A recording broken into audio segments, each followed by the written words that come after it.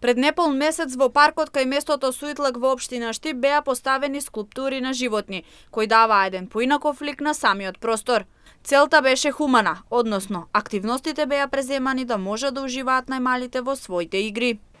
Пред околу месец дена на ова место беа поставени скулптури на животни, секако за разубавување на просторот, но и за поголема анимација на најмалите и најмилите.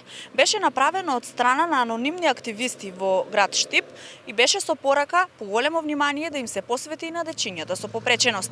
Сликата која денеска не пречека овде беше со искршена глава на едно од анимираните животни. Светот останува на младите, но каде е совесноста на граѓаните? Кога се поставија животните од Штип арт активизам, анонимна група, не информираа дека мотото "Децата заслужуваат повеќе" произлезе токму од такви разговори со граѓаните, односно од потребите на граѓаните на општина Штип.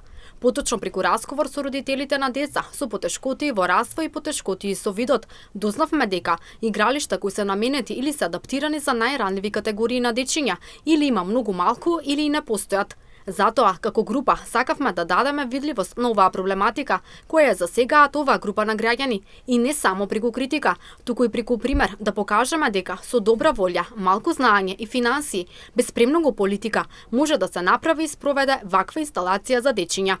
Сакаме да истакнеме дека децата вистински заслужуваат повеќе од што им се нуди, и на сите граѓани да излезат од комфорната зона и почнат да делуваат и заедно со носителите на одлуки и локалната власт да почнат да размислуваат за спроведување и изградба на ваков тип на игралишта и зелени површини за сите дечиња, а посебно најранливите.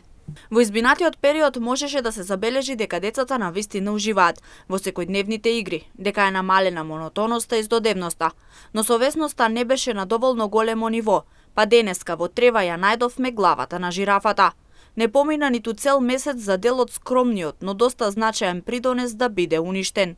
Останува времето да покаже каков ќе биде крајот на оваа интересна поставеност на животните. Ќе се санирали штетата, ќе се поправили истата, или и другите животни ќе ги снајде истата судбина како жирафата?